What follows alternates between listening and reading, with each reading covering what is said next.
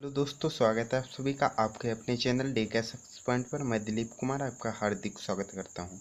दोस्तों, आज मैं शुरू करने वाला हूं कक्षा 12 भौतिक विज्ञान। तो दोस्तों, इसका भाग 1 बनाया जा रहा है खंड का से, और इकाई है स्थिर वैद्युत की। तो इसका देख लेते हैं। जैसे कि नाम से ही पता चल रहा है कि कुछ विद्युत से रिलेटेड लेसन है। तो इसमें हम पहले विद्युत आवेश इलेक्ट्रिक चार्ज देख लेते हैं।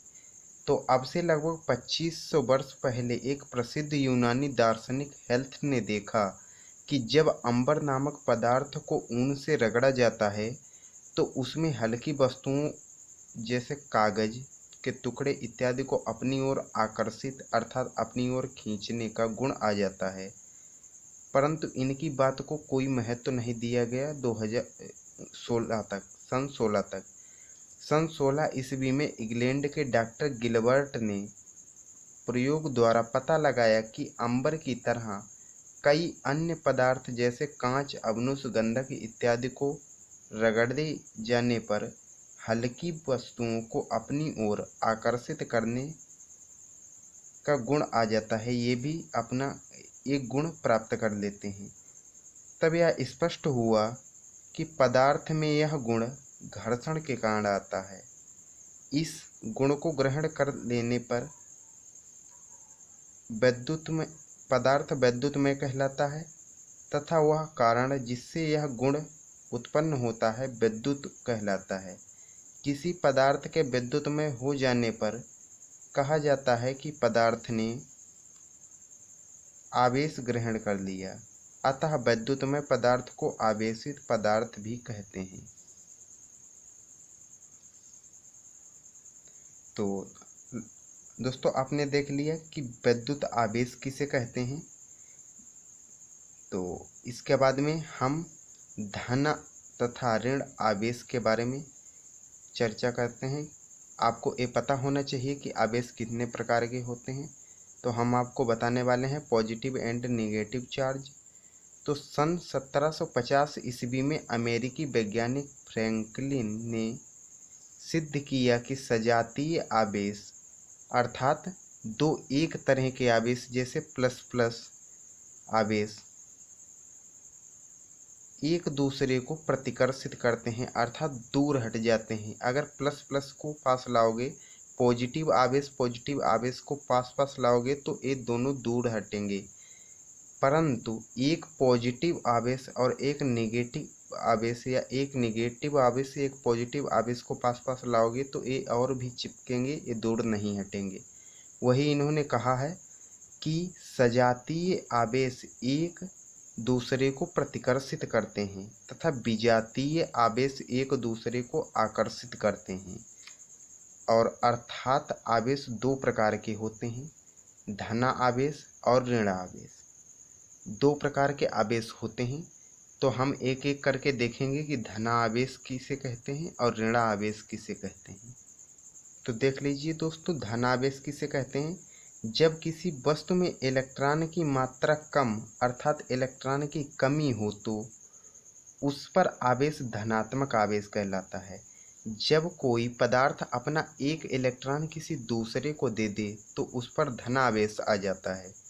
परंतु ऋण आवेश किसे कहते हैं। जब किसी वस्तु में इलेक्ट्रॉन की मात्रा अधिक हो अर्थात इलेक्ट्रॉन की अधिकता, तो उस पर आवेश ऋणात्मक आवेश कहलाता है। अर्थात जब कोई पदार्थ इलेक्ट्रॉन ग्रहण कर ले तो उस पर ऋणात्मक आवेश आ जाता है अर्थात उस पर ऋण हो जाता है। इसके बाद में आवेशित करने की विधियां। आवेशन कितने प्रकार से होता है। तो आवेशन 3 प्रकार से होता है, घर्षण द्वारा, प्रेरण द्वारा और चालन द्वारा। तो हम एक एक करके देख लेते हैं। तो घर्षण द्वारा कैसे आवेशन होता है। जब दो वस्तुएं आपस में रगड़ी जाती हैं, जैसे कांच की छड़ को रेशम से, तो एक वस्तु से इलेक्ट्रॉन निकलकर दूसरी वस्तु में पहुंच जाते हैं, जैसे कांच से निकलकर रेशम में। जिस वस्तु से इलेक्ट्रॉन निकलते हैं उस पर धन आवेश, जैसे कांच पर धन आवेश आ जाता है। जिस पर इलेक्ट्रॉन पहुंचते हैं उस पर ऋण आवेश, जैसे रेशम पर ऋण आवेश आ जाता है। और यह प्रक्रिया घर्षण द्वारा आवेशन कहलाती है। इसी तरह हम प्रेरण द्वारा देख लेते हैं। तो जब दो वस्तु परस्पर एक साथ रखी हों और उनमें से एक वस्तु पर आवेश कुछ भी हो, कुछ भी पॉजिटिव निगेटिव कुछ भी हो, परंतु दूसरी वस्तु पर उदासीन हो, मतलब कुछ भी, एक वस्तु पर कुछ भी हो और एक पर उदासीन हो, तो पहली वस्तु के कारण दूसरी वस्तु पर उतने ही कूलाम का विपरीत आवेश आ जाता है। यह विधि प्रेरण द्वारा आवेशन कहलाती है। जैसे यदि पहली वस्तु ए है और दूसरी वस्तु बी है, अगर पहली ए वस्तु पर धनावेश है तो दूसरी पर ऑटोमेटिकली ऋणावेश आ जाएगी, या ए पर ऋणावेश है तो बी पर धनावेश आ जाएगा। तो यही इसमें बताया गया है प्रेरण द्वारा आवेशन में। जैसा कि ये देख सकते हैं कि जब ये वस्तुएं दूर होती हैं तो एक पे, जैसे कि वस्तु ए है वस्तु बी है, जब ये दूर हैं तो वस्तु ए पर धनावेश है और बी पर कुछ नहीं है, परंतु जब इन्हें पास करेंगे तो ए पर धनावेश था, दूसरे पर ऑटोमेटिकली ऋणावेश आ गया। अब चालन द्वारा आवेशन देख लेते हैं। जो दो वस्तु एक साथ संपर्क में रखे होते हैं तो उनमें से इलेक्ट्रॉन का आदान प्रदान ही चालन विधि द्वारा आवेशन कहलाता है। यदि दो वस्तुओं को पास पास रख देते हैं तो उसके इलेक्ट्रॉन, ए के इलेक्ट्रॉन बी में जाते हैं, बी के इलेक्ट्रॉन ए में आते हैं, तो इनका आदान प्रदान ही चालन द्वारा आवेशन कहलाता है। अब हम देख लेते हैं कि जब इलेक्ट्रॉन प्रोटॉन की बात आ ही गई है तो इनका आविष्कार की, इनकी खोज किसने की थी?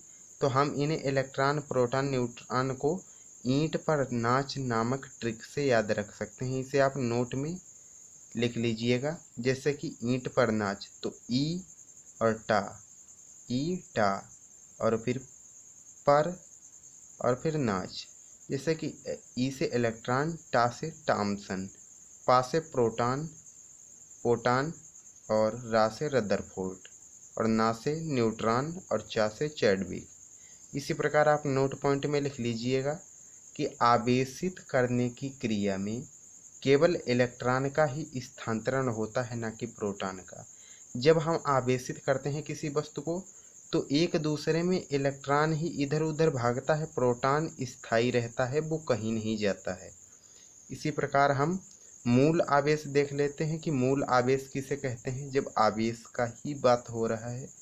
जैसे कि एक इलेक्ट्रॉन पर उपस्थित आवेश को इलेक्ट्रॉनिक आवेश कहते हैं और इसे ई से प्रदर्शित करते हैं। एक इलेक्ट्रॉन पर 1.6 × 10⁻19 कूलाम का ऋणावेश होता है। अब देख लीजिए, एक इलेक्ट्रॉन पर उपस्थित आवेश को इलेक्ट्रॉनिक आवेश कहते हैं और इसे ई से प्रदर्शित करते हैं, जो कि छोटी ई होती है, स्मॉल ई। एक इलेक्ट्रॉन पर 1.6 × 10⁻19 कूलाम का ऋणावेश होता है। तो ये पार्ट 1 था। इसके बाद में आज से आपका फिजिक्स शुरू होने वाला है, तो डेली आपको वीडियो मिलेगा। और यही कहना चाहूँगा कि अगर वीडियो को लाइक नहीं किया है तो लाइक कर दीजिए, और चैनल पे पहली बार आए हैं तो चैनल को सब्सक्राइब करके बेल आइकन को प्रेस कर दीजिए, जिससे हमारी नई आने वाली वीडियो की अपडेट आपको मिल जाएगी। और अपने दोस्तों के पास शेयर कर दीजिए।